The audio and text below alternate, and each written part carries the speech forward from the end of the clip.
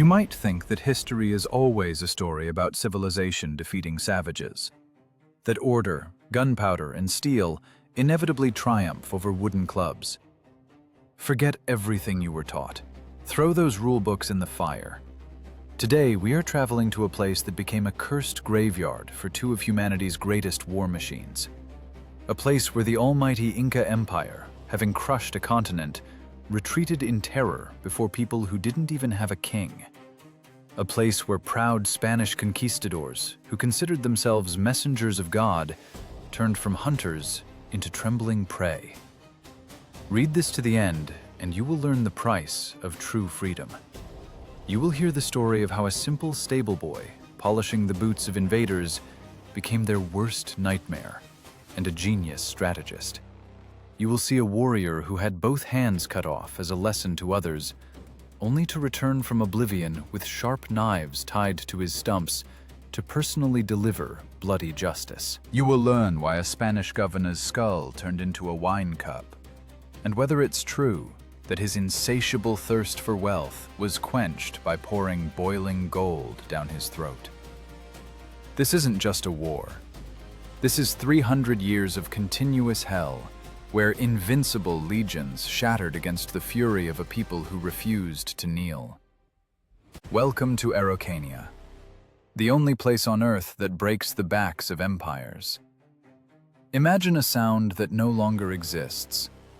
Not the clash of steel, not the roar of cannons, but the wet, dull thud of a wooden club against a human skull, drowning in the endless noise of rain. You are standing in the middle of an evergreen hell, where ferns grow taller than a rider, and the fog eats the sunlight before it touches the ground. Welcome to Araucania, the place where empires die. You were probably told that history is a narrative of how civilization inevitably conquers barbarism, that order, roads, and writing always win over chaos. Forget it. Throw those textbooks in the fire. Today we are talking about the single glitch in that matrix, about a paradox that broke the back of two of the greatest military machines of their time. First, the Romans of the Andes, the almighty Incas, and then the armor-clad demons who sailed from across the ocean, the Spanish Empire. Look at a map of South America. It is huge. It is conquered, first by the Incas, then by the Spanish, Portuguese, and British. Everyone bowed their heads. The Aztecs fell in 2 years, the Incas in 40 years. But in the very south, sandwiched between the Andean ridges and the cold Pacific Ocean, remained a piece of land that for 300 years spat out everyone who tried to swallow it. This is the story of the Mapuche people, a people who had no king, no cities, no gold, and no creator god. And it was precisely this absence of everything we consider signs of strength that made them immortal. How do you defeat an enemy who has no capital to capture? How do you kill a king who doesn't exist? That is the main historical hook of our story. The Mapuche turned anarchy into the most perfect defensive weapon in human history. Let's rewind time. The end of the 15th century, roughly the year 1485. In the north of the continent shines the Inca Empire, Tawantinsuyu. It is not just a state, it is a perfectly tuned mechanism. Imagine the Soviet Union during industrialization crossed with ancient Rome. Total control. Roads cut through mountains, along which messengers run hundreds of miles a day. Warehouses bursting with grain and dried meat, capable of feeding armies for years. The Incas believe they bring light to savages. Their slogan is simple: do not lie, do not steal, do not be lazy. And if you disagree, the legions arrive. The Inca army is a steamroller, tens of thousands of disciplined soldiers. Bronze axes, slings that hit with the precision of a sniper rifle, quilted armor that arrows cannot pierce. They are used to winning. They are used to the sight of their banners making tribes surrender without a fight. Emperor Tupac Inca Yupanqui looks south. There, beyond the Atacama Desert, lie green valleys. Scouts report people live there. Wild people, disorganized. They live in huts, fighting each other. Perfect prey. The Empire makes a move. The heavy, confident step of a bronze giant. Step into the formation of this legion. You are an Inca soldier. You are part of a collective mind. You believe in the Son of the Sun. You march south and the landscape changes. The dry, clean mountain air gives way to humid sultriness. The roads end. The mud begins. Sticky, heavy clay that sucks at sandals. The forest gets denser. The trees here are not like at home. They are old, creaky, interwoven with vines so tightly that you can only pass by hacking a path. The Incas called these people in the south Auca, enemies, savages, rebels.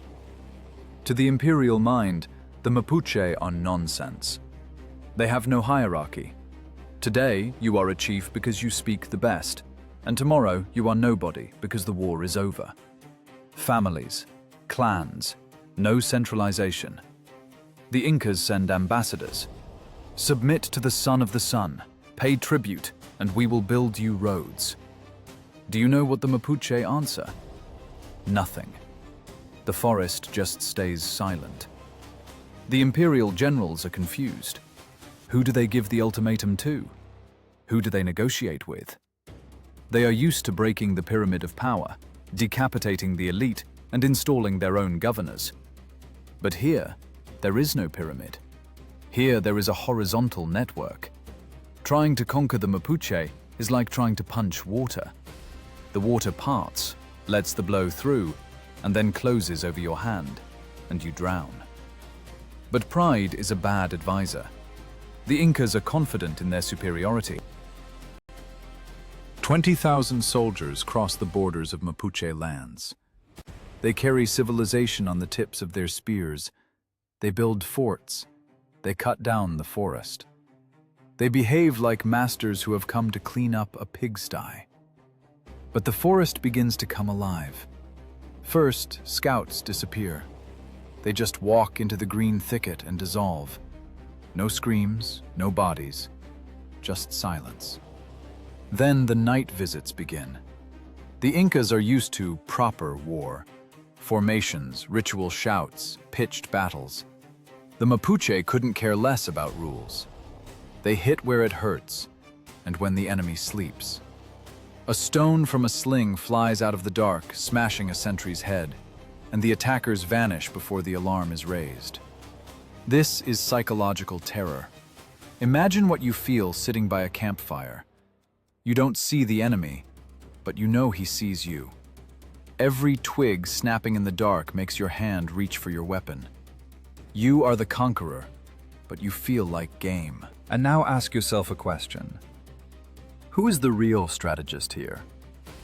The one who brought a huge, clumsy army into unfamiliar terrain, relying on brute force?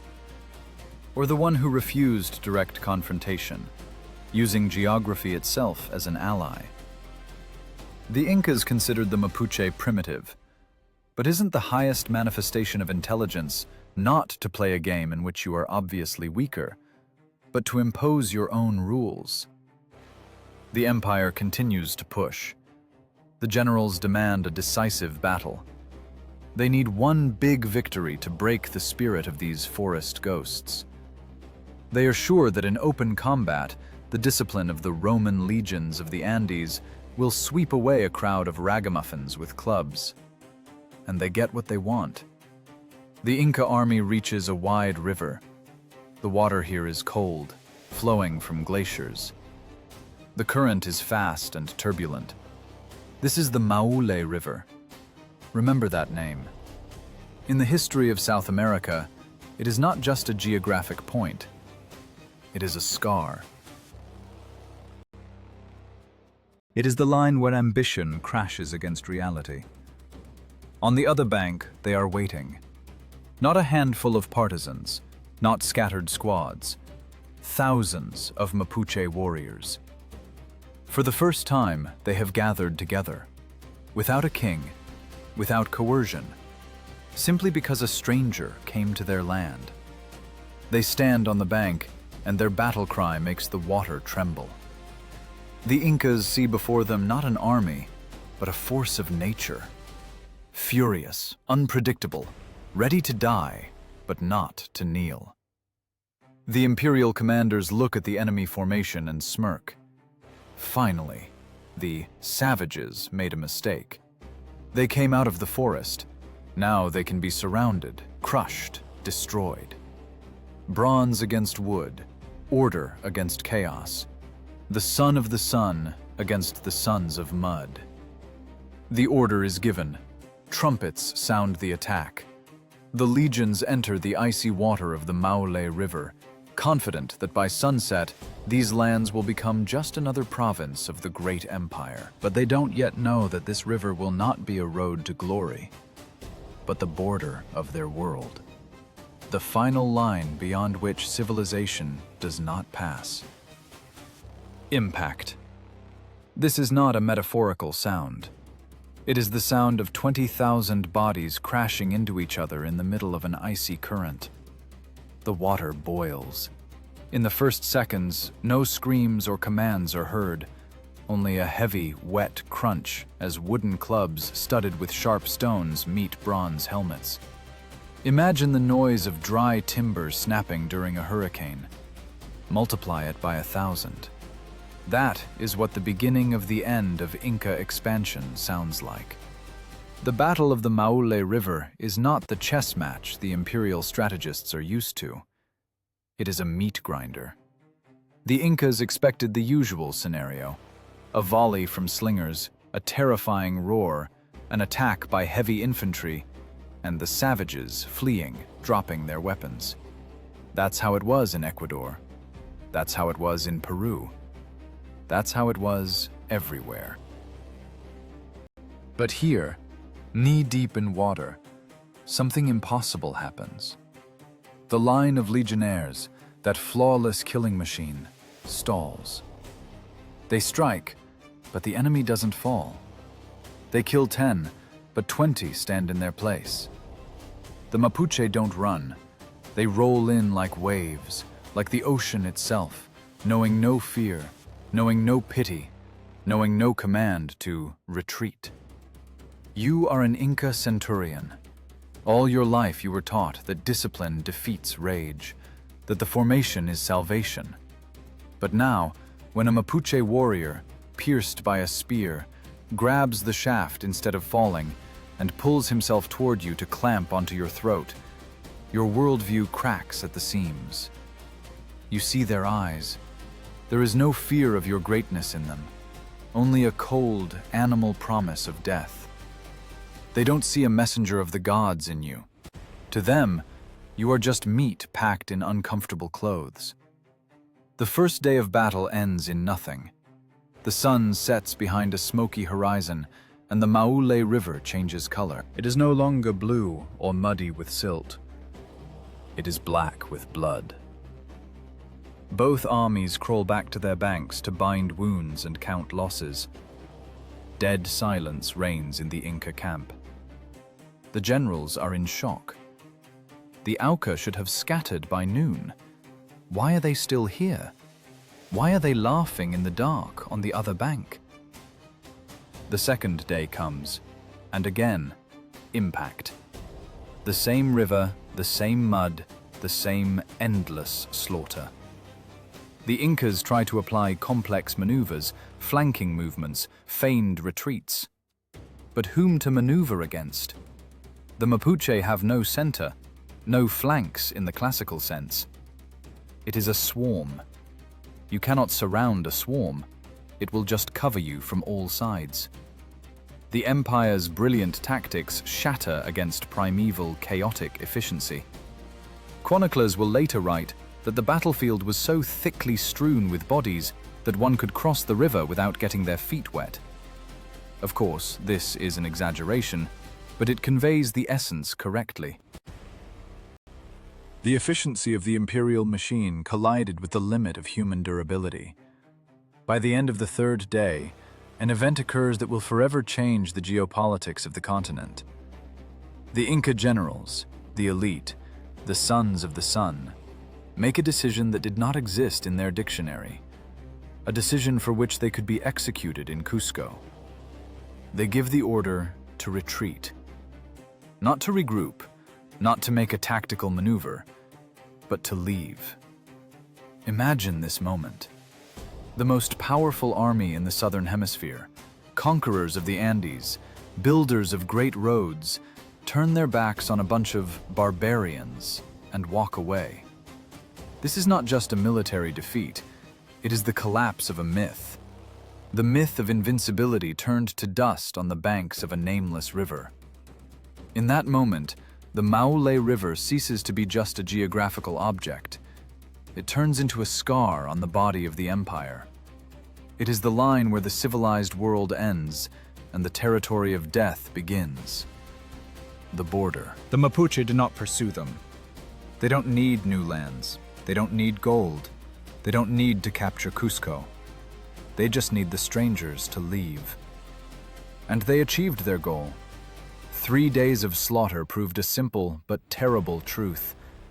The cost of conquering these lands is higher than any possible profit. Every yard of this ground will have to be paid for with liters of imperial blood. And the Inca treasury, metaphorically speaking, declared bankruptcy. And now ask yourself an uncomfortable question. Who is the real winner in this story? The empire saved face by claiming the southern lands were too poor and harsh to conquer. It is the classic loser's excuse. Didn't want it that much anyway. But we know the truth. A great civilization, possessing technology, logistics, and resources, was stopped by people who didn't even have a written language to record their victory. They stopped a steamroller with their bare hands. Silence settles on the banks of the Maule. But it is not a peaceful silence. It is the calm before a storm that will last for centuries. The Incas, humiliated but not destroyed, withdraw to the north. They begin to build fortresses, not to advance, but to defend themselves. The great conquerors switch to a deep defense. They erect walls, dig moats, turning the border into an impregnable barrier. They hope that if they don't touch the Mapuche won't touch them. What naivety. The Incas thought they taught the savages a lesson in strength. In reality, they gave them the most valuable gift, time, and the understanding that gods can be killed. The blood of the sons of the sun is just as red as everyone else's. It flows just the same if you puncture an artery. While priests in Cusco try to explain to the emperor why the victorious legions returned with nothing, a transformation takes place in the southern swamps. The victory at the Maule River did not relax the Mapuche. On the contrary, it showed them that the world is bigger and more dangerous than they thought. They realized the enemy would return. Maybe not today, maybe not tomorrow, but he will return. And he will be angrier. The empire locked itself in its fortresses, hoping to starve the rebellious into submission through isolation. They decided to play the long game, a strategy of attrition. If we can't take them by the sword, we'll take them by time. We will cut off trade. We will strangle them economically. We will wait until they crawl to beg for mercy themselves. But they forgot one detail. When you lock a beast in a cage and starve it, it doesn't become tame. It goes mad. And it starts looking for a way out. The Incas thought the Maule River was a wall that would protect them from chaos. But water is a poor foundation for walls. Soon they will learn that tactics that worked against sedentary farmers are absolutely useless against ghosts. The Mapuche were not going to sit on their bank and wait. They were preparing to return the visit, and this visit would not be polite. The sun sets over the Andes, painting the snowcaps the color of fire. History takes a pause to catch its breath. The Inca Empire reached its limit. It hit a living wall and retreated. But for the Mapuche, the war was just beginning. They had tasted victory. They understood the taste of empire blood, and they liked that taste. Ahead lay long years of a strange, tense standoff. Years when the war changed its face. Instead of open battles came darkness. Instead of the roar of thousands of feet, the quiet whistle of a knife in the night. The Incas thought the worst was behind them. They were wrong. The real nightmare was just getting ready to emerge from the forests to knock on the gates of their impregnable fortresses. Silence. After the roar of the battle at the Maule River, a silence fell that was scarier than any battle cry. If you think the Inca Empire packed its bags and went home to cry into a pillow, you don't know the nature of empires. They don't know how to lose. If a hammer doesn't drive a nail in the first time, they don't change the tool. They just get a heavier hammer. The Incas moved to Plan B. If the barbarians can't be crushed in the field, they must be civilized by force, or, at a minimum, locked in their own forests. The empire begins to build. Imagine this picture. On high hills dominating the valleys, walls begin to rise. These are pucaras, stone fortresses, masterpieces of Inca engineering. The Incas believe in stone. Stone is eternal. Stone is order. They erect walls in 3 rows, build warehouses, barracks, watchtowers. They create islands of safety in a sea of chaos. The logic is ironclad. We will entrench ourselves here, build roads, establish supply lines, and the savages will realize that resistance is futile. They will see our might and come to bow down. But the Mapuche didn't come. Instead, they invented what centuries later would be called guerrilla warfare. They understood a simple thing. Why bang your head against a stone wall when you can simply turn off the water tap? Why storm a fortress if you can wait until its defenders start eating their own sandals? The Mapuche disappeared. By day, the valley seemed extinct. Not a soul.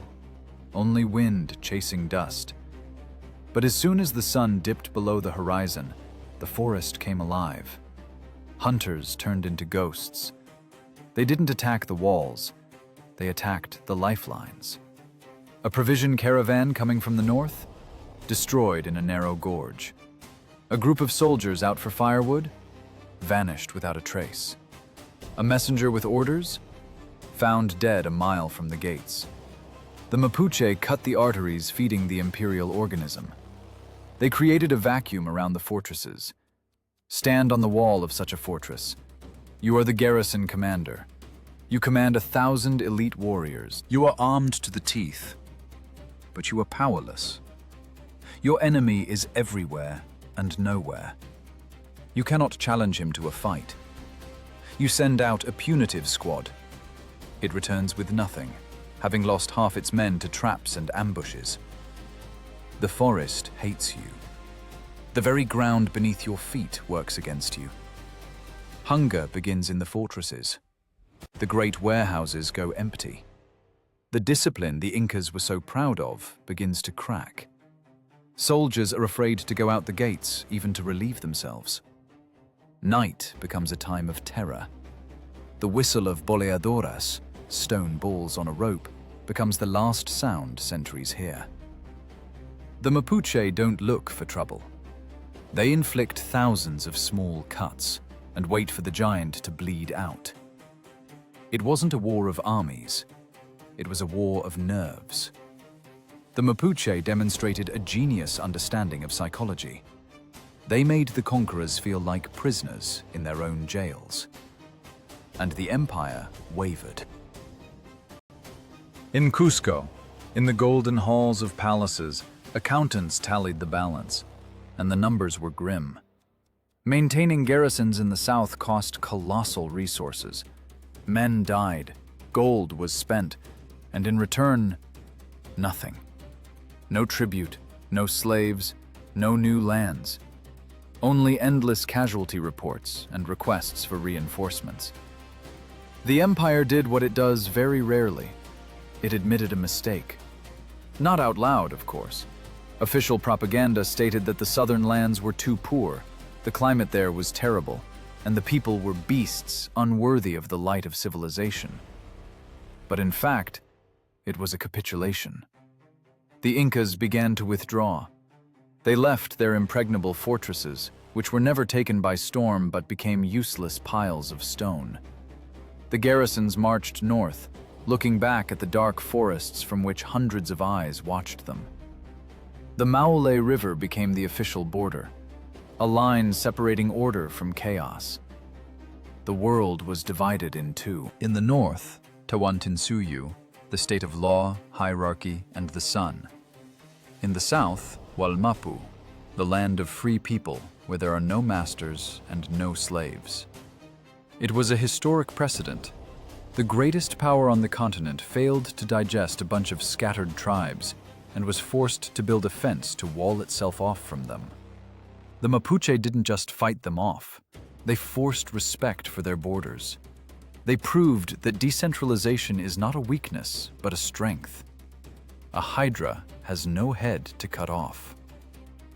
A strange peace arrived. For decades, a tense lull reigned on the border. The Incas no longer tried to go south. The Mapuche didn't go north. It seemed an equilibrium had been found.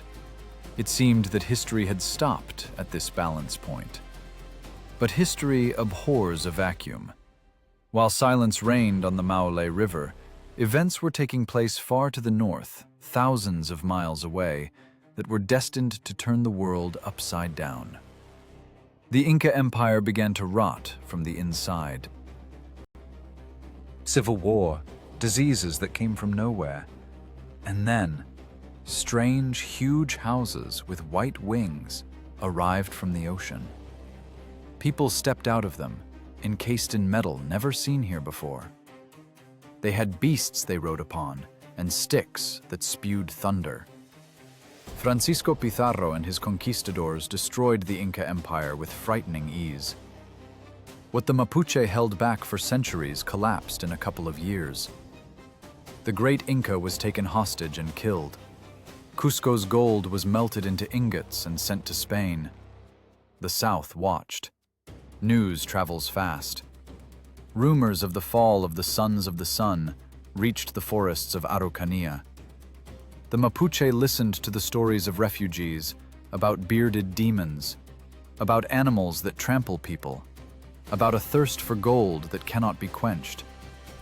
For the Mapuche, the fall of their old enemies, the Incas, was no cause for joy. It was an alarm signal.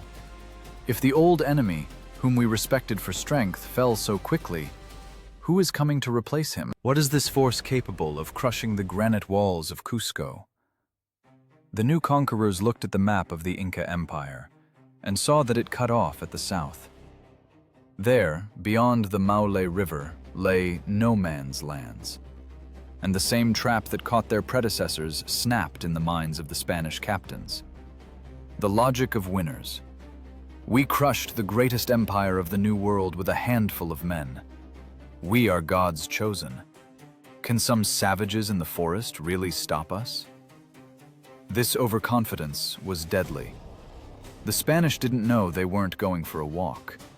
They were walking into the same meat grinder from which the Incas barely escaped with their lives.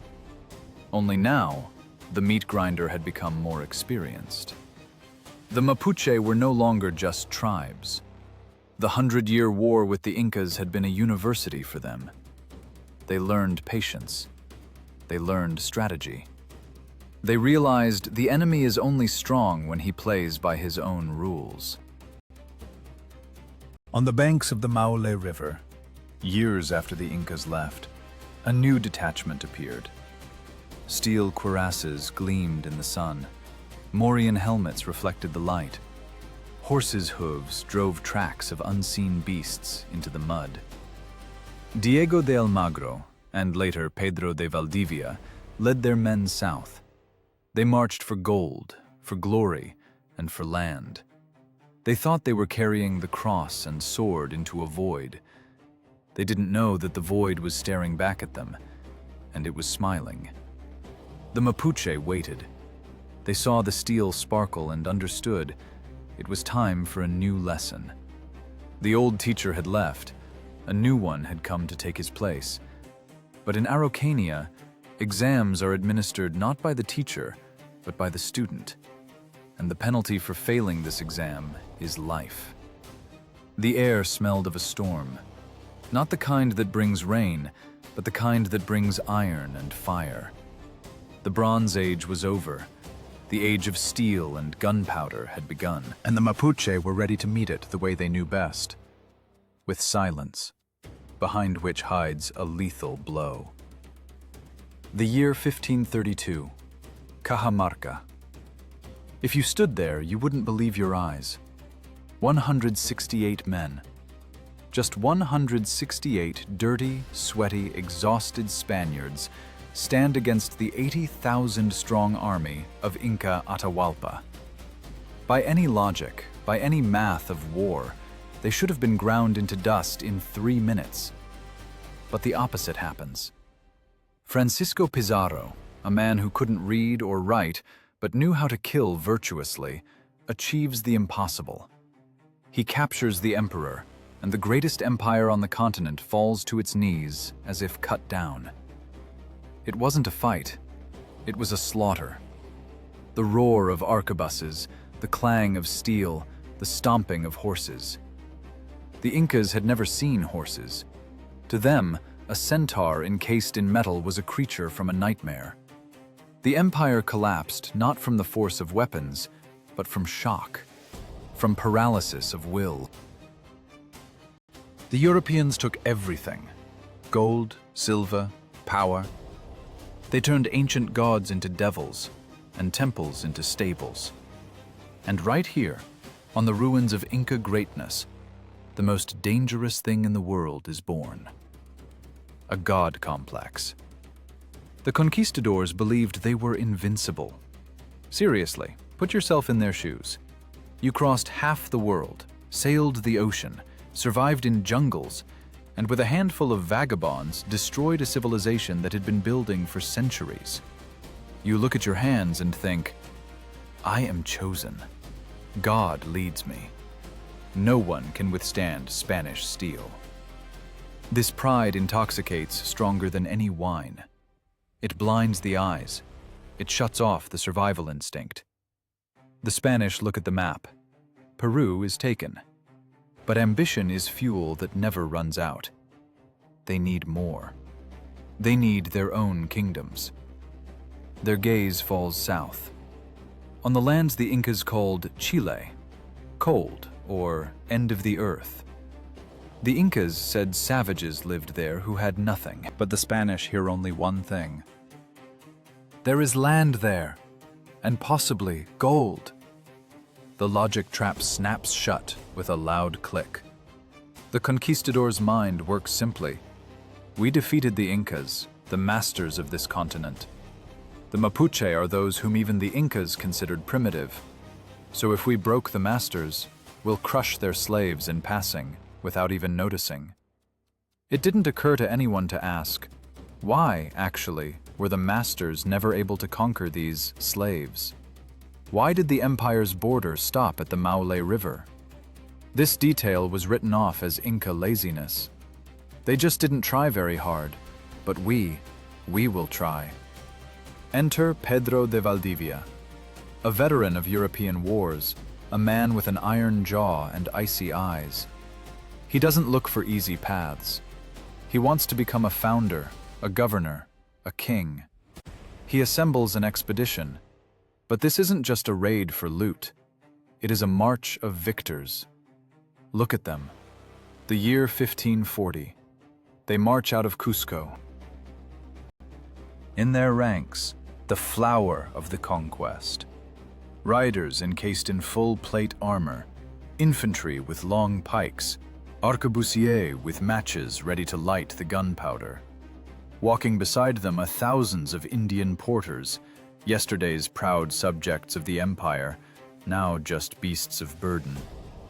They walk through the Atacama Desert. This is hell on earth, a place where it doesn't rain for decades. The sun burns the brain through the helmet. Men fall, horses break legs.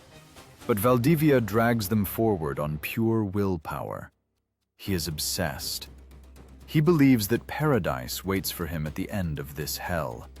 And when they finally emerge into the valleys of central Chile, it seems they are right. The land here is beautiful. The climate is mild, reminiscent of native Spain. Rivers are full of water, forests full of game, and most importantly, the locals. They watch from the hills, but do not attack. They seem simple, naive. No stone fortresses, no legions, just people in skins. Valdivia founds a city, Santiago de Nueva Extremadura, February 12th, 1541. He sticks a flag in the ground and declares this territory the property of the Spanish crown. He divides the land, divides the people he hasn't even caught yet. He writes letters to King Charles V, full of pathos and promises. This land was created for your majesty to rule it. The irony here is off the charts. The Spanish build houses, mark out streets, erect a church. They behave as if they have already won. They don't even realize they are making the same mistake as the Incas, only on a 10 times larger scale. The Incas at least knew the terrain. The Spanish are blind kittens that wandered into a wolf's den and decided it was a cozy basket. They brought their rules of war with them, European rules. There, war is chess. You take the capital, capture the king, sign a peace treaty, and the territory is yours. But they forgot to check if their opponent has a king, if he has a capital. The Mapuche watch. They see strangers cutting down their sacred trees, how they shackle people in chains and force them to search for yellow metal in rivers. They see these strange beasts, horses. At first, there was shock, fear. "What are these demons?" whispered the woods. But fear is an emotion, and the Mapuche are pragmatists. They began to look closer. Valdivia feels like the master of the situation. He organizes raids, suppresses minor skirmishes. His steel fist seems indestructible.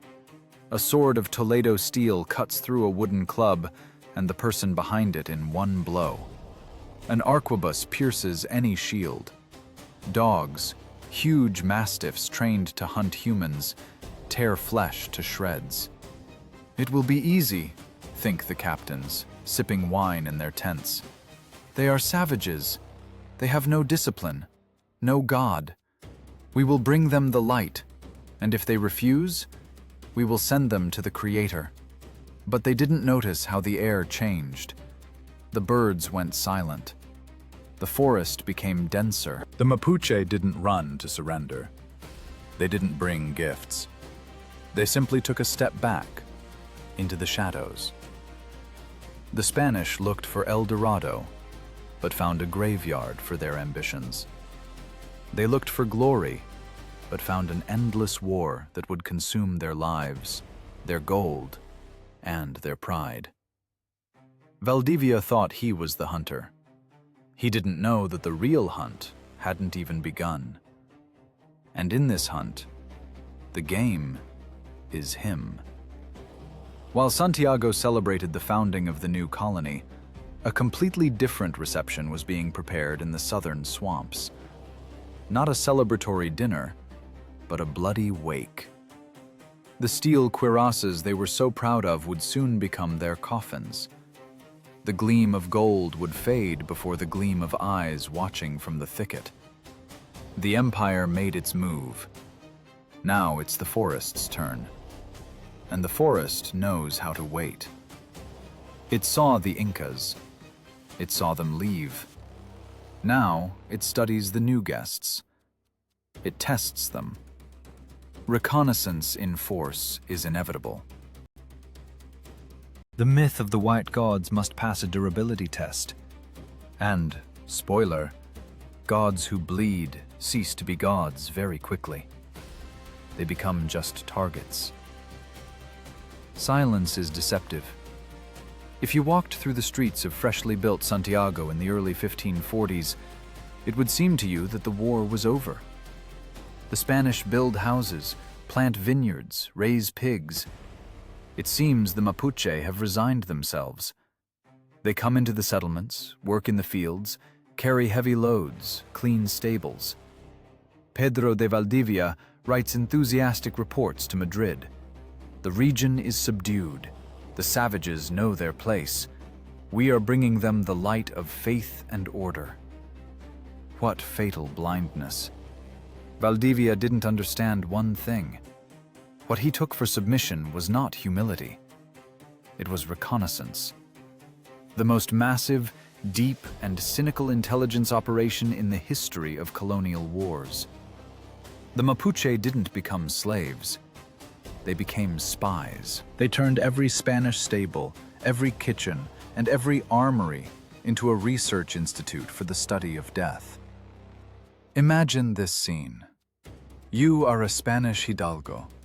You sit in the saddle, encased in a shining cuirass. You feel like a demigod. Your horse is a beast from another world, breathing steam. Beside you stands your Mapuche servant. He holds the stirrup. He lowers his eyes.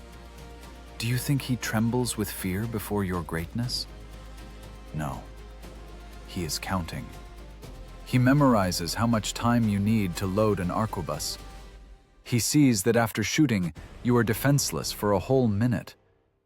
He notices that during rain, your thunder doesn't work because the black powder gets wet and turns into dirty mush. He touches the flank of your horse and feels that under the skin beats the same heart as a llama's. He sees how you get tired, how you sweat under the iron, how you take off your helmet to scratch your head, and in that moment, your skull is as fragile as a clay pot. This was a period of demystification, a period when white gods turned back into humans. The Spanish let the enemy into their house themselves. They needed labor, and the Mapuche gladly provided it. They studied the enemy tactily. Mapuche grooms learned more about horses than the cavalrymen themselves. They understood the main secret of the centaur. Rider and horse are two different creatures. If you kill the horse, the rider falls. And a knight lying on the ground in heavy armor is no longer a death machine. He is a clumsy turtle that is easy to finish off. Look at this through the eyes of a historian. It is a unique moment. Usually, indigenous people either run from technology or blindly worship it. The Mapuche began to reverse engineer it. They couldn't forge steel, but they could find gaps in the armor. They couldn't make gunpowder, but they understood its rhythm. Work boiled in the forests. Information gathered by obedient servants in Santiago flowed to the Toqui, war chiefs. Councils of elders turned into tactical analysis headquarters. They are not gods, said the scouts. They die from an arrow in the neck. They die from thirst. Their beasts are afraid of fire. Their iron is hard, others answered, but it is heavy. In the swamp, they sink. In the dense forest, their long pikes get stuck in branches. The myth of divinity crumbled to pieces. This was a critical psychological turning point. You cannot defeat a god who throws lightning, but you can certainly kill a man who simply has a dangerous but understandable stick. Fear was replaced by cold, calculated contempt. The Mapuche realized the aliens are strong only in open space and only while they are in the saddle. That means they must be deprived of space and saddles. The Spanish continued to expand their domains, not noticing how darkness was gathering around their forts. They built fortresses in the very heart of Araucania, Tucapel, Puren, Angol. They stretched their communications, making them thin and vulnerable.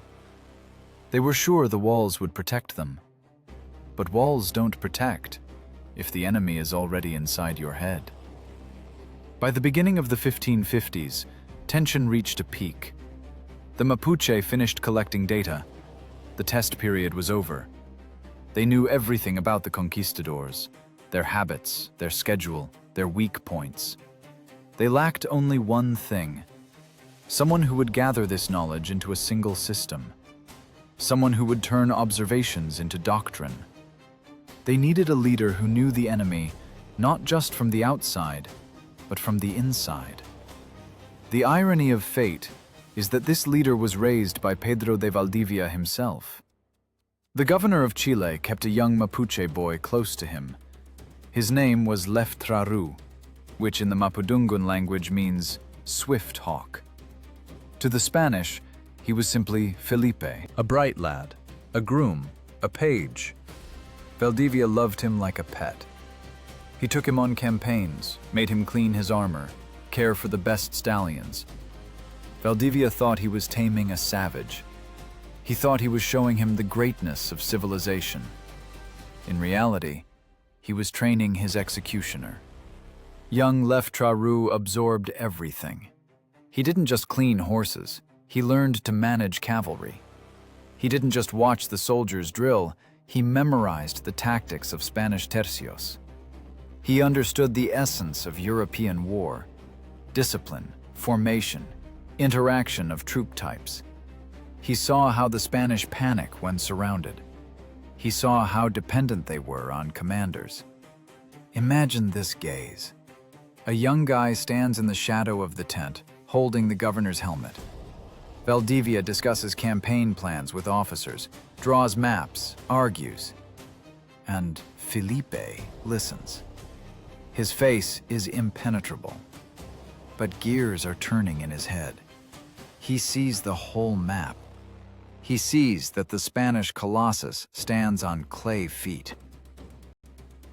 One fine day, Felipe disappeared. Just walked into the night, taking the best horse with him. Valdivia was perhaps upset. His favorite servant ran away. Ungrateful. But he didn't even suspect that this escape was the beginning of the end of his dream. Lautaro returned to the forests not as a runaway slave. He returned as Lautaro, the name under which he would enter legends. He brought with him not just a stolen horse, he brought Spanish firmware, the technology of war, knowledge. In the forests of Araucania, the time for study was ending. The time for exams was beginning. And the first one to take this bloody test would be the teacher himself, the proud and self-confident Pedro de Valdivia. Reconnaissance was over. It was time for a tactical revolution. The forest received him silently. When the young guy the Spanish called Felipe jumped off the stolen stallion and entered the circle of chiefs, no one applauded. They looked at him with suspicion. He lived among enemies too long. He smells like a stranger, wears their clothes. Maybe he is a traitor? Maybe this is another trick of the conquistadors. But when he spoke, the forest fell silent. He called himself by his real name, Lautaro, Swift Hawk, and he brought his people something more valuable than stolen gold or a Spanish sword. He brought knowledge. He laid out an invisible map before the elders, on which all the cracks in the armor of the white gods were marked. The history of wars knows many examples where a side lagging in technology tries to copy the enemy's weapons. But Lautaro went further.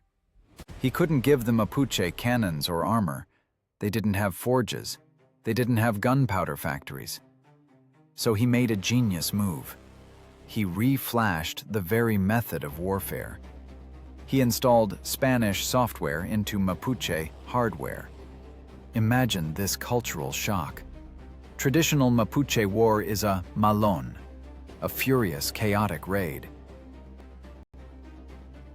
A crowd of brave men rushes forward, every man for himself.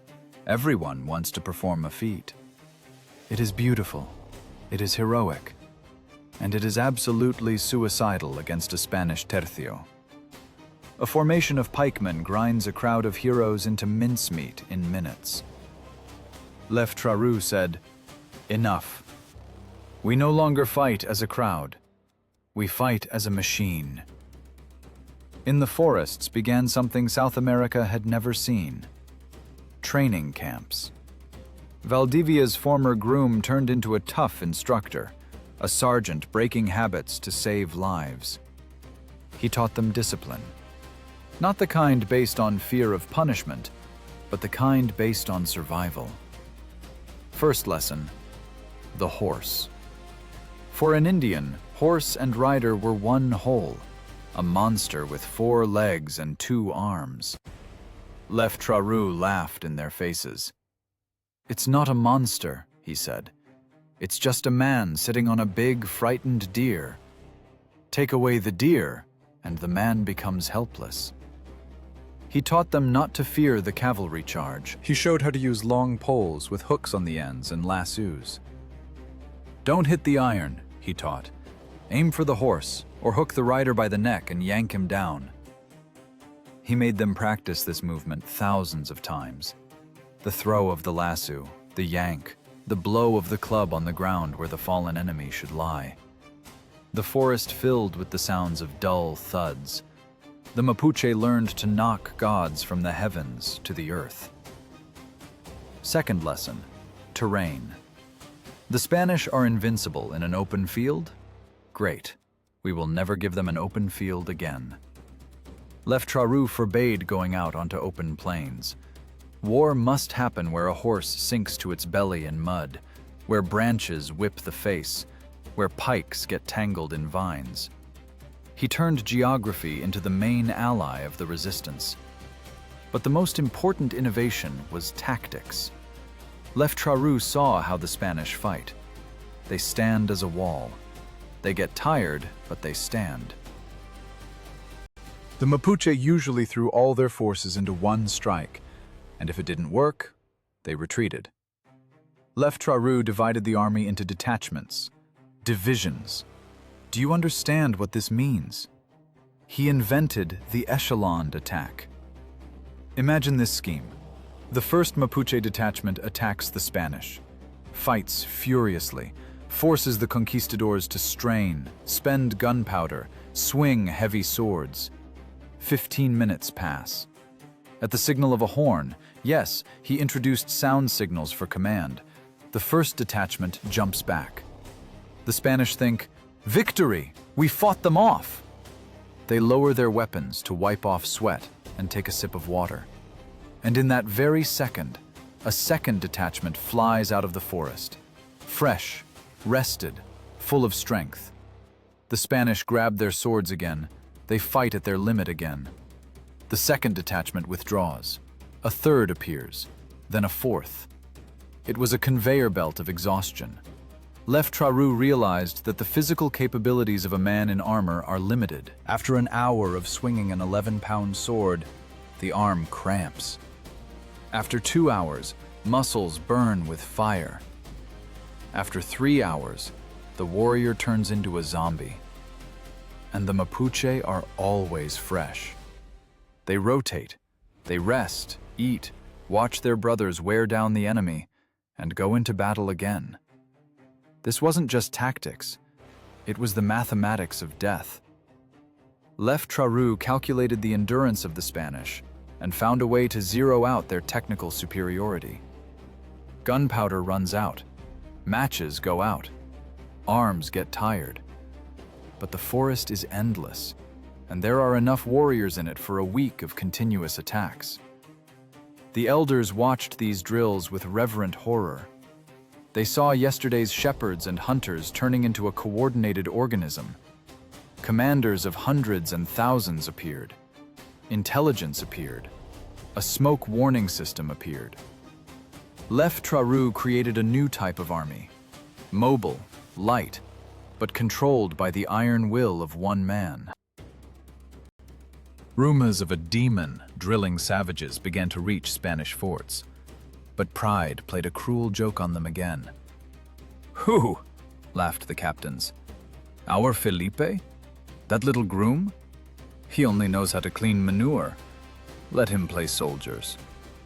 They didn't understand that while they were laughing, the trap was already being set. Lautaro wasn't just preparing a defense, he was preparing a murder. He chose a target, and the target wasn't just some ordinary fort. The target was Pedro de Valdivia himself. The student decided it was time to visit the teacher and show him his homework. By the end of 1553, the atmosphere in the forests changed. It was no longer the fear of a victim before a predator. It was the excitement of a hunter who has driven the beast into a pit and is sharpening his spear. Warriors looked at their macana clubs not as sticks, but as instruments of justice. They knew iron bends, horses are mortal, and the Spanish are just people who came where they don't belong. Lautaro stood on a hill and looked toward Fort Tucapel. There was no hatred in his eyes, only cold calculation. He knew how Valdivia thinks. He knew the governor wouldn't tolerate insolence. He knew he would personally lead a punitive expedition.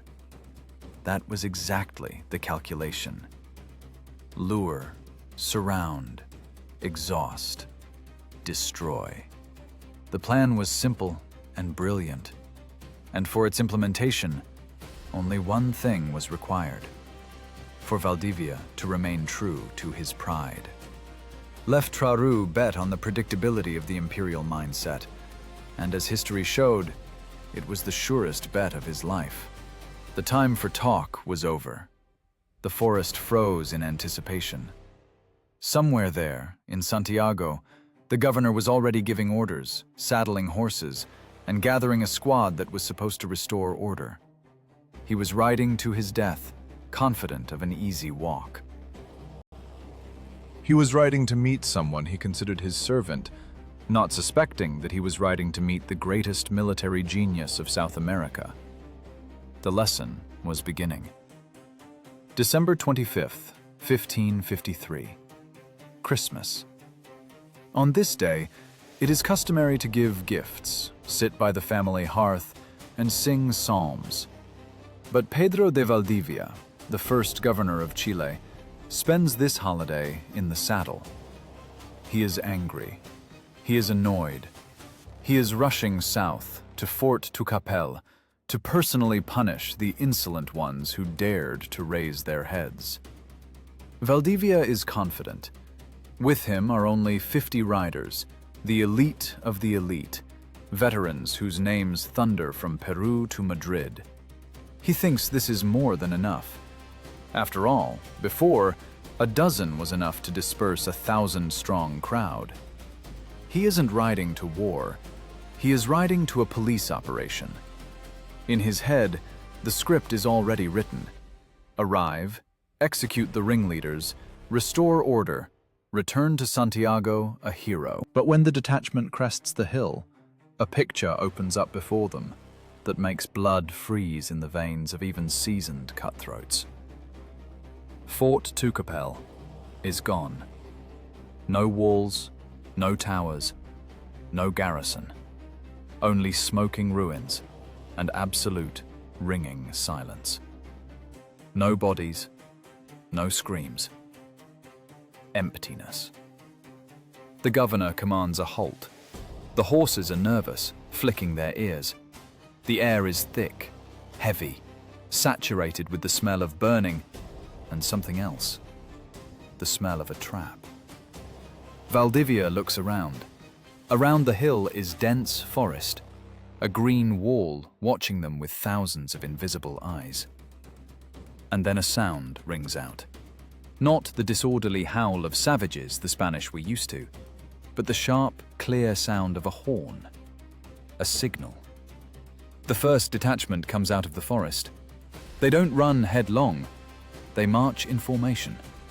They are armed with long pikes, stolen or copied from the Spanish. They are wearing pieces of trophy armor. Valdivia sees this, and perhaps for the first time in his life, feels a pang of real fear. This is not a rebellion. This is an army. The Spanish are professionals. The shock lasts a second. "Santiago!" they shout, and throw their horses into the attack. A steel wedge slams into the Mapuche formation. Arquebuses thunder, swords chop, horses trample. It seems everything is going as usual. The first Mapuche detachment doesn't withstand the blow. They take losses, their formation breaks, they run back into the forest. The Conquistadors triumph. "That's it," they think. "The cowards are running."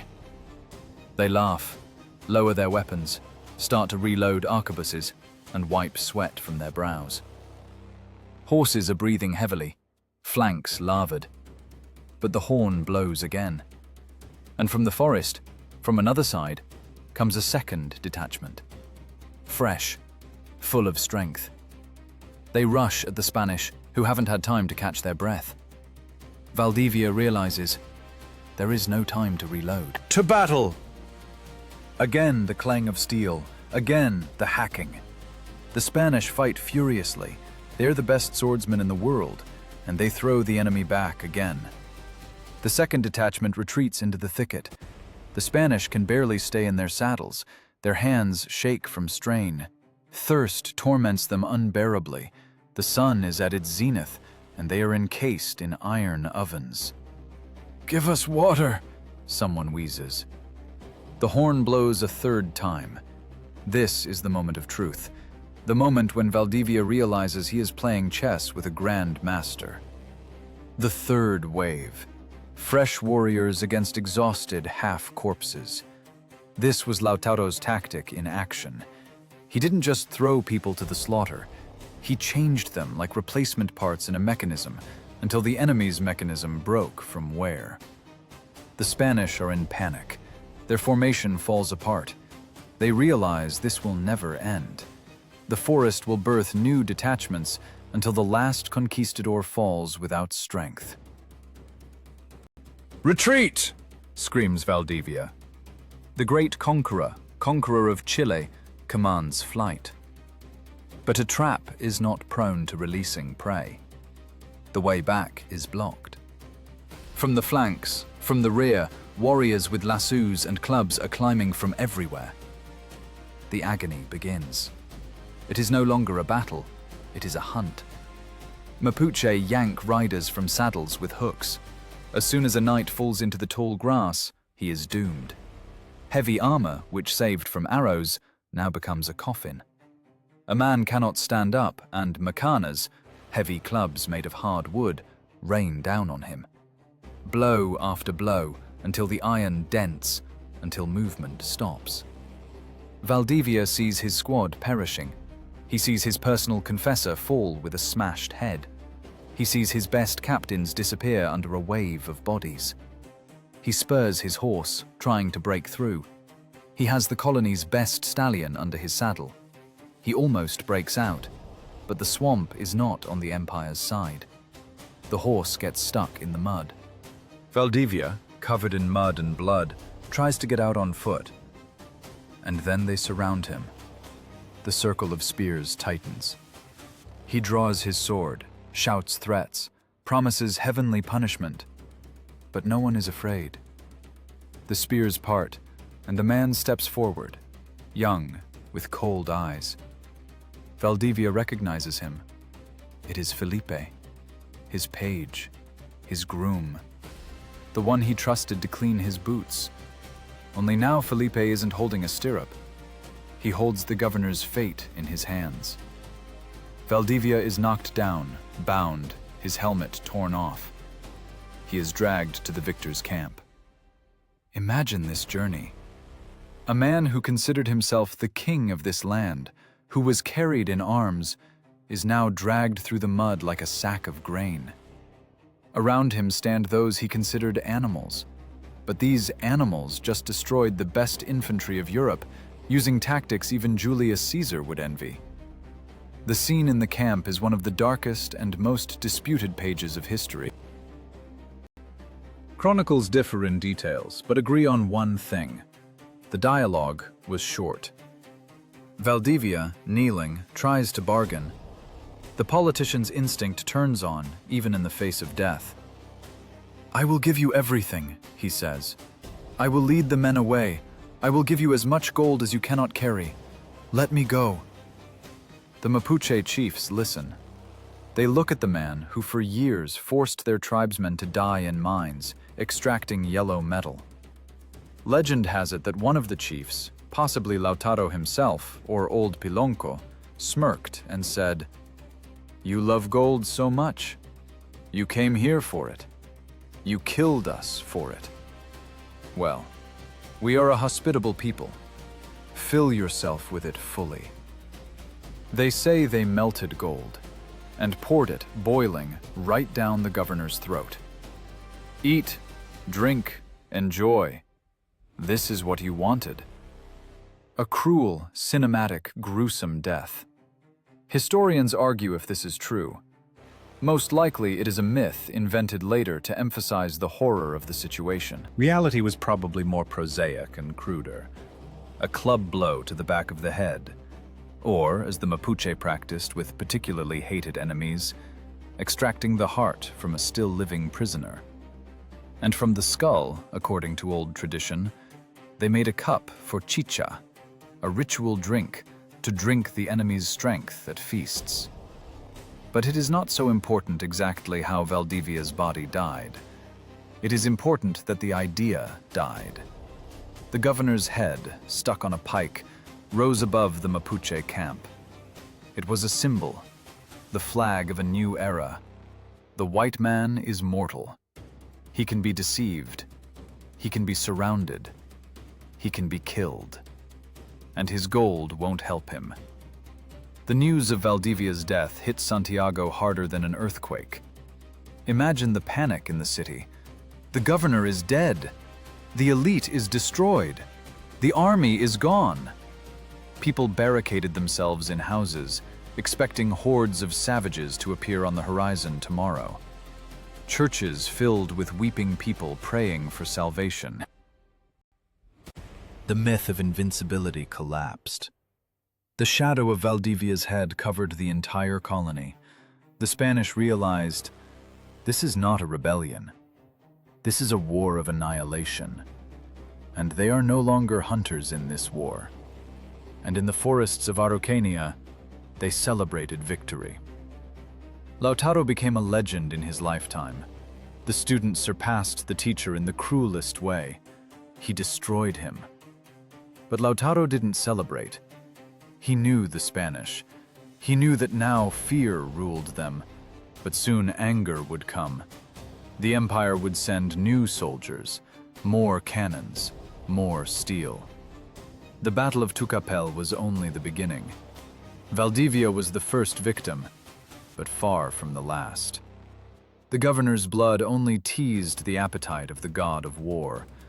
Now the Mapuche had to face the fury of a wounded beast that decided to discard all rules of decency and start killing for real. And this time, the Spanish would have a new trump card: hatred. The death of Pedro de Valdivia did not end the war. It tore the seal off the gates of hell. If before it was a colonial expedition for gold and land, now the conflict moved into the stage of a personal, bestial vendetta. The Spanish Empire does not forgive humiliations. When news that the governor of Chile was killed and his skull possibly turned into a goblet reached the viceroy in Lima, the mechanism of imperial retribution began working at full power. No more negotiations, no attempts to civilize the savages. The new motto of the conquest sounded simple: war by fire and blood. New detachments are sent south. They are commanded by men with no illusions. They aren't looking for El Dorado. They are looking for retribution.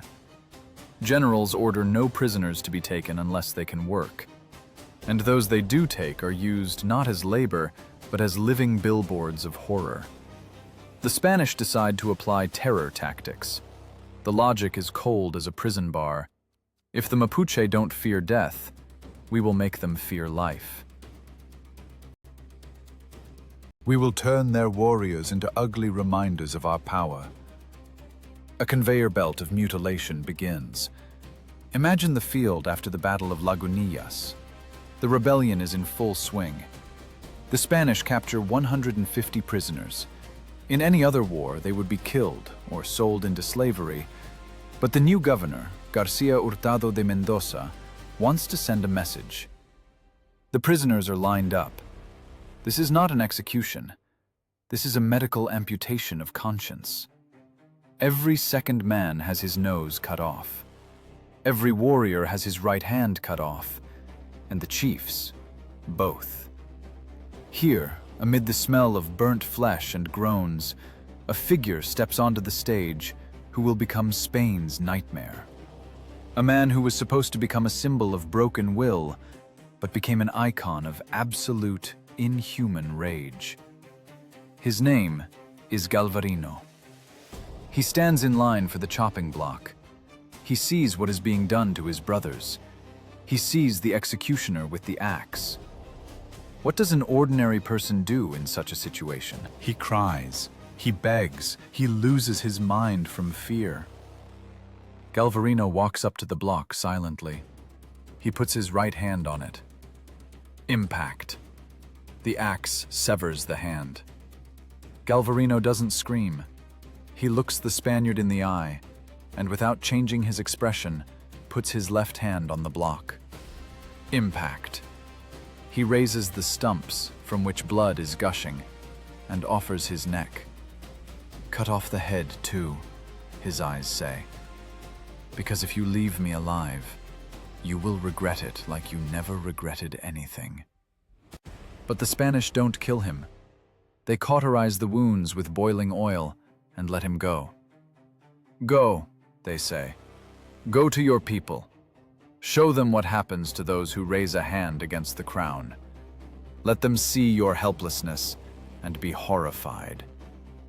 It was a fatal mistake. The Spanish judged the Mapuche by themselves. They thought the sight of a mutilated cripple would cause pity and fear.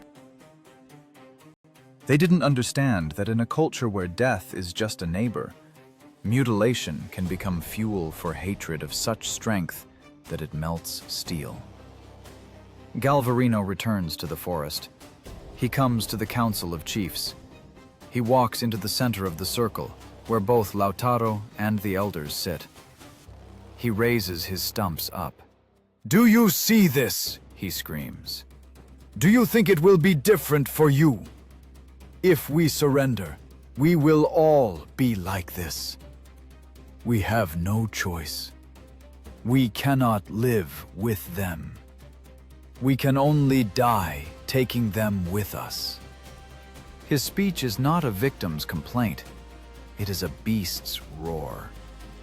The Council of Elders, seeing this living monument to enemy cruelty, makes a decision. War to the last. No peace. And then Galvarino does something that turns him from a historical character into a legend from a grim comic book. He refuses to be an invalid. He demands weapons be tied to his stumps. Not prosthetics, not hooks, knives. Long, sharp blades are strapped to his mutilated arms with leather belts. Try to grasp this image. A man who had the ability to hold a spoon, hug children, build a house, taken away. He turned his body into a pure function of murder. He can no longer create anything. He can only destroy. He becomes a living weapon in the most literal sense of the word. Rumor of the Scissor Warrior flies ahead of the Mapuche army. In the next battle, at Miarapue, the Spanish see in the front rows of attackers a figure waving blades growing straight from his arms. He feels no pain. He doesn't defend himself. He throws himself on pikes to get to the enemy's throat. He chops horses' legs, slits infantrymen's bellies. Imagine what a Spanish soldier feels seeing this. You are a Catholic. You believe in God and the devil. And here rushes at you not just an Indian, but the embodiment of retribution. A demon you created yourself with your axe. You cut off his hands so he couldn't hold a sword, and he returned with swords instead of hands. Galvarino's history is short and tragic. In the Battle of Mayarapue, the Mapuche suffer defeat. Spanish discipline and firepower under Mendoza's command take the upper hand over fanaticism. Galvarino is captured again. This time, the Spanish harbor no illusions. They look at him not as a human, but as a rabid dog that needs to be shot. Legends about his end vary. Some say he was thrown to the dogs, others that he was hanged, still others that he killed himself so as not to give the enemy pleasure. A chronicler writes that before death he shouted, "I will die, but thousands like me will come after me. My blood will birth new warriors." Galvarino died, but he fulfilled his task. He proved that terror doesn't work against a people ready to pay any price for freedom. The Spanish wanted to sow fear, but grew a generation of fanatics. The war moved into a new phase. It was a dead end, soaked in blood. The Spanish could win battles, could build forts, could burn villages, but they couldn't break the spirit. Every time they thought the Auca were pacified, a new detachment flew out of the forest.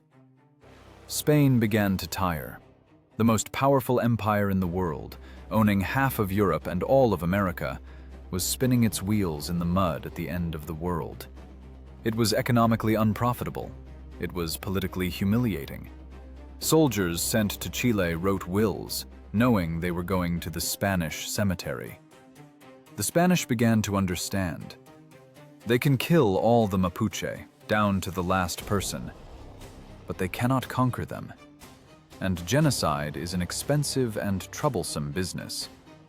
By the end of the 16th century, after Lautaro's death, after Galvarino's execution, after the deaths of thousands of nameless heroes, the war reached a bloody stalemate. Neither side could deliver a decisive blow. And then, the unthinkable happened. A civilization that considered itself the only true one was forced to admit that barbarism has sovereignty. The empire's pride cracked. Diplomacy loomed on the horizon. But not the diplomacy Europe was used to, with velvet and wine, but the harsh diplomacy of the borderlands, where a treaty is signed not with ink, but by pulling the spear point an inch away from the throat. The era of parliaments was coming. An era when two worlds, tired of killing each other, tried to look each other in the eye. Imagine a war that lasts not 4 years like World War I, and not 30 years like the religious wars in Europe. Imagine a war that goes on for almost 3 centuries. 300 years. That is longer than most modern states have existed. In this war, dozens of generations are born, age, and die. Grandchildren forget what their grandfathers fought for, but continue to kill because it is the only way of life they know. Welcome to the Arauco War, The Vietnam of the Spanish Empire, the Afghanistan of the New World. A black hole that sucked resources from the crown faster than pirates robbed its galleons. By the beginning of the 17th century, Madrid reached a dead end. Look at a map of that time. Spain owns half the world. Its flag flies from the Philippines to Mexico, from Florida to Tierra del Fuego. But in this giant empire, there is a blank spot, a splinter that festers and gives no peace. The lands south of the Bio River. Spanish generals called this place the Flanders of the Americas. Flanders was a place in Europe where the best Spanish tercios perished. Araucania became its mirror image. Soldiers were sent here like into exile. Want to die fast? Go to Italy. Want to die in the mud, without glory or money? Go to Chile. The empire tried everything. They tried genocide. It didn't work. The Mapuche responded with even greater terror. They tried building chains of forts. The Mapuche burned them. They tried sending missionaries. They returned as martyrs or didn't return at all. Iron rusted from constant rains. Gunpowder got damp. The treasury went empty. And then an event occurred that breaks all templates of colonial history. A moment when a proud, arrogant empire, used to looking at indigenous people as talking cattle, was forced to take off its hat and sit at the negotiating table. Not as a master with a slave, but as a sovereign with a sovereign. January 6th, 1641. The plains of Quilin. If you saw this scene, you would think it was a surreal dream. On one side, the Marquis of Baidez, governor of Chile, in velvet, lace, and gilded armor. Behind him, a slender line of soldiers, gleaming steel, banners with crosses. On the other side, thousands of Mapuche warriors, half-naked, painted with ochre, in puma skins, with long spears on which the blood of previous governors might not have dried yet. The air rings with tension. One sudden movement, one accidental shot, and a slaughter will begin in which no one survives. But there are no shots. There is wine, lots of wine, and cattle are slaughtered. This is called a parlamento, a unique diplomatic invention, a mix of a European peace congress and an Indian ritual drinking party. The Spanish realized, to make a deal with the Mapuche, you have to play by their rules. And their rules require personal contact, long speeches, and a joint feast. The governor and the main chiefs, loncos, walk out to the center. They hug. Just think about this image. The representative of King Philip IV, ruler of half the world, hugs a savage whom just yesterday the church ordered to be destroyed as a pagan. They exchange gifts. The Spanish give fabrics, iron tools, ornaments. The Mapuche give ponchos and horses. On this day, the Treaty of Quilin was signed, a document with no analogues in the history of the Americas. The Spanish crown officially recognized the independence of the Mapuche people. The Biobío River was established as the border. Everything south is Wallmapu, free land where a Spaniard can enter only as a guest with the host's permission. Do you understand the irony? The most powerful military machine in Europe capitulated to decentralized tribes. Not on the battlefield, but legally. They admitted, "We cannot defeat you. Live as you want, just don't attack us." Of course, the Spanish presented this as their victory. In reports to the king, they wrote that the Mapuche acknowledged themselves as vassals. But that was a lie to soothe the royal ego. In reality, in the forests of Araucania, royal decrees were worth less than the paper they were written on. Only the law of force operated there. After Quilin, a strange era began, the era of the frontier. The Biobío River became a membrane between two worlds. The war didn't disappear, it just transformed. Instead of total destruction, raids, trade, and mixing of blood began. Yesterday's enemies traded. The Spanish needed ponchos and cattle. The Mapuche needed iron, wine, and indigo. Captains of friends appeared, intermediaries living between worlds. But don't be deceived by this pastoral picture. It was a peace with a knife behind the back. Every 10 or 20 years, a major uprising occurred. The Spanish violated treaties, tried to capture slaves. The Mapuche responded with a malón, a lightning-fast raid, burning haciendas and driving away thousands of head of cattle. And yet, The status quo was maintained for centuries. The 17th century gave way to the 18th. Revolutions thundered in Europe, kings fell, borders changed. And here, at the end of the world, time seemed to freeze. The Biobío River remained a line that could not be crossed. The Spanish Empire slowly grew decrepit. Its gold flowed to English bankers. Its armadas sank. Its colonies began to boil with ideas of freedom. But the old enemy in the south remained unchanged. The Mapuche watched from the other bank of the river at the giant's agony with philosophical calm. They outlived the Incas. They outlived the Conquistadors. They outlived the empire's peak. Now they watched its sunset.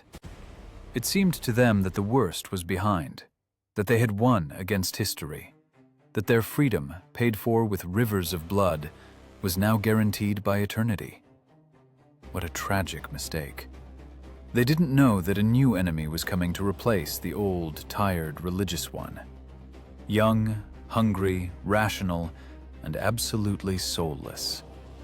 The Spanish Empire was a monster, but it was a monster with a human face, with whom one could drink wine and make a deal.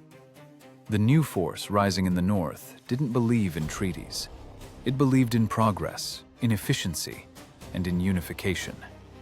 Empires die not by the sword, but by time, and republics come to replace them. And the new Republic of Chile, which would soon raise its flag, would have neither the patience of kings nor respect for old charters. It would have rapid-fire rifles, the telegraph, and railroads. The 19th century was already knocking at the door, and it brought no gifts. It brought a sound the Mapuche had never heard, the rhythmic, mechanical clacking of wheels grinding space and time. The age of heroes was ending. The age of industrial death was coming. And against it, the Mapuche had no antidote. Time passed. In Europe, fashions, borders, and kings changed. The Spanish Empire, that clumsy, decrepit leviathan, crawled away to lick its wounds, leaving its colonies to their fate. A new name appeared on the map, the Republic of Chile, a young, hungry, ambitious state. And this state had completely different gods. They didn't pray to the cross and sword. They prayed to progress, wheat, and export. The 19th century brought an enemy to Araucania that couldn't be killed simply by chopping off his head. Because this enemy had no head. It had a structure, an economy, industry. Look at a soldier of the new Chilean army, model year 1860. He no longer looks like a conquistador, encased in iron, slowly sinking in a swamp. He wears a simple uniform, comfortable boots, but the main thing is in his hands. It is no longer a musket that takes a minute to load, pouring gunpowder and spitting a bullet into the barrel. It is a Spencer rifle, or a Winchester, a repeating rifle. Do you understand what this changes? Everything. Before, the Mapuche had a death interval, the time between Spanish volleys when they could break through to hand-to-hand combat. Now that interval disappeared. A soldier simply cranks the lever of the Henry bracket. Click bang, click bang, click bang. 7 shots in 10 seconds. This is not war. This is an execution. Bravery, rage, martial art, all of it devalued in an instant. What difference does it make how fearless you are if a wall of lead knocks you down 200 yards from the enemy? But rifles didn't do the killing. Logistics did. 2 real horsemen of the apocalypse entered the game for the Mapuche. Not plague and war, but the telegraph and the locomotive. Imagine the horror of a chief who sees a clearing being cut through his sacred forests and poles, with strung wire being put up. He cuts the wire, thinking he won, but he doesn't understand the essence. The information has already left. The telegraph allowed a general in Santiago to control troops in the south in real time. Surprise disappeared. The fog of war lifted. And then came the sound. The rhythmic, heavy clatter of metal on metal that makes the earth tremble. The railroad. Before, to deliver reinforcements to the border, weeks of marching through mud were required. Soldiers got tired, got sick, deserted. Now a train delivered a fresh regiment, ammunition, and provisions in a couple of days. War turned into supply issues, and the Republic's resources were infinite. The operation received a cynical, bureaucratic name, the pacification of Araucania. Not conquest, notice, pacification, as if it's about calming a crying child and not about breaking the back of an entire people. The architect of this plan was Colonel Cornelio Saavedra. He didn't seek Valdivia's glory. He was a pragmatist. He suggested not chasing the Mapuche through the forests. "We'll simply move the border," he said, step by step. The tactic was boring and deadly. The army advanced a few miles, built a fort, strung the telegraph, laid a road, dug in, and took the next step. They squeezed Mapu like a boa constrictor squeezes a rabbit. Slowly, methodically, with no chance for error. The Mapuche tried to resist. They gathered great alliances. In 1881, the last large-scale uprising occurred. They attacked the new forts, trying to repeat Lautaro's success. But the forts were different now. Krupp rapid-fire guns and rifles turned the approaches to the walls into a meat grinder. Heroism shattered against ballistics. And then the Chileans used the last resort, economic strangulation. If the enemy hides in the forest, burn his food. Soldiers entered the valleys not to fight. They entered to burn wheat crops, to drive away cattle, to destroy huts. It was scorched earth tactics. The Mapuche were not defeated in battle. They were forced to choose: die from a bullet or watch their children die of hunger. Hunger is an enemy you cannot kill with a spear. It doesn't sleep. It doesn't miss. By the end of the 1880s, it was all over. Great Araucania, the land that for 300 years was synonymous with freedom, ceased to exist as an independent territory. It was cut into pieces, surrounded by barbed wire, and given to colonists from Europe, Germans, Swiss, Italians, people who came to grow bread and didn't know their farms stood on the bones of the continent's greatest warriors. The Mapuche were driven onto reservations. They, the masters of vast spaces, were locked on patches of the worst land. It was the end of an era, the end of a story that seemed endless. But here is the final paradox for you, the final hook this story leaves. Look at modern maps. The Inca Empire is gone. The Spanish Empire is gone. Their palaces have become museums. Their gold lies in the banks of London and Zurich. And the Mapuche? They are still here.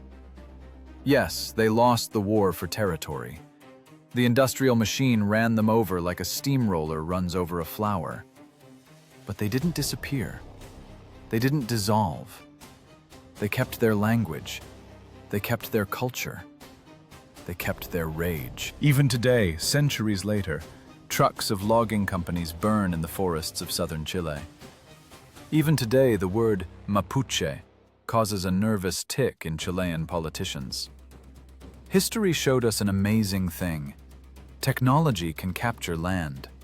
A Winchester can kill a warrior. A train can bring soldiers. But no technology can kill the idea that you are the master of your land. The Mapuche are the people who broke empires. They didn't lose to people. They lost to time. They were a bronze sword that tried to cut through a steel rail. The sword broke. But the ring of that blow still hangs in the Andean air, reminding us all, Empires are mortal, technologies change, and the spirit of resistance is the only constant in the equation of human history. The Spanish looked for El Dorado in gold. They were wrong. The real El Dorado is unbending will. And it was always here, in the mud, rain, and fog of Araucania.